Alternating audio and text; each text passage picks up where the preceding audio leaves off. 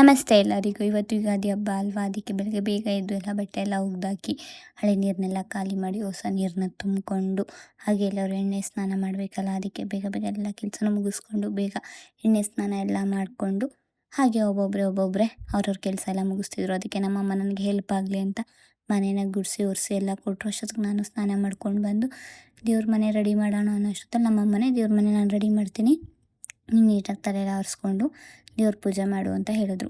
ನಾನು ಅಷ್ಟೊತ್ತಿಗೆ ದೇವ್ರ ಪೂಜೆ ಎಲ್ಲ ಮಾಡೋಣ ಅಂತಿದ್ದೆ. ನಮ್ಮ ಮನೇಲಿ ಎಲ್ಲರೂ ಕುಟದ ಮಸ್ತಿ ಅಂದರೆ ನಮ್ಮ ಊರಿನ ಹತ್ರ ಇರುವಂಥ ಕುಟದ ಮಸ್ತಿ ದೇವಸ್ಥಾನಕ್ಕೆ ಹೋಗ್ತಾರೆ. ಎಲ್ಲ ಕಾಡು ಒಳಗಡೆ ನಡ್ಕೊಂಡು ಹೋಗಿ ದೇವ್ರಿಗೆ ಪೂಜೆ ಮಾಡಿ, ಅಲ್ಲಿ ಬೇರಿಂದ ನೀರು ಬರುತ್ತೆ, ಅದನ್ನ ತೀರ್ಥಾಗಿ ತೊಗೊಂಡು ಅಲ್ಲಿಂದ ಅಡುಗೆ ಎಲ್ಲ ಮಾಡ್ಕೊಂಡು ಊಟ ಮಾಡಿ ಬರ್ತಾನೆ. ಅಷ್ಟೊತ್ತಿಗೆ ದೇವರಿಗೆ ಪೂಜೆ ಮಾಡಿ ಅವ್ರು ಬರೋ ಅಷ್ಟೊತ್ತಿಗೆ ಅಡುಗೆ ಮಾಡೋಣ ಅಂತ ನಮ್ಮಮ್ಮನ ಹೆಲ್ಪ್ ತೊಗೊಂಡು ಒಬ್ಬಟ್ಟು ಹುಳಿಯನ್ನ ಎಲ್ಲ ಮಾಡ್ತಾಯಿದ್ವಿ.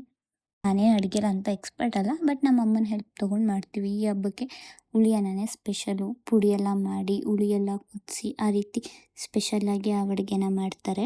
ಕೊಟ್ಟದ ಮಸ್ತಿಲಿ ಹೋದವ್ರಿಗೆ ಮಜ್ಜಿಗೆ, ಪಾನಕ, ಚರ್ಪು ಮತ್ತು ಬೆಲ್ದನ್ನ ಮಾಡಿ ಎಲ್ಲರಿಗೂ ಪ್ರಸಾದನ ಹಂಚಿರ್ತಾರೆ. ಅವರು ಬಿಸಿಲಲ್ಲಿ ಅಷ್ಟು ದೂರದಿಂದ ಬಂದಿರ್ತಾರೆ ಅಂತ ಅವ್ರಿಗೆ ಅಂತೆಲ್ಲ ಅಡುಗೆ ಮಾಡ್ತೀವಿ ಮನೆಯಲ್ಲಿ.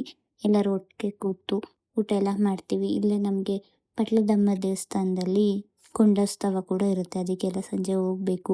ಸೊ ಅದಕ್ಕೆಲ್ಲರೂ ಬೇಗ ಎಲ್ಲ ಕೆಲಸ ಮುಗಿಸಿ ಸಂಜೆ ಅಷ್ಟೊತ್ತಿಗೆ ದೇವಸ್ಥಾನಕ್ಕೆ ಹೋಗಿ ಬರ್ತೀವಿ. ಈಗಿತ್ತು ನಮ್ಮ ಯುಗಾದಿ ಹಬ್ಬ. ಎಲ್ಲರಿಗೂ ಯುಗಾದಿ ಹಬ್ಬದ ಆರ್ಥಿಕ ಶುಭಾಶಯಗಳು.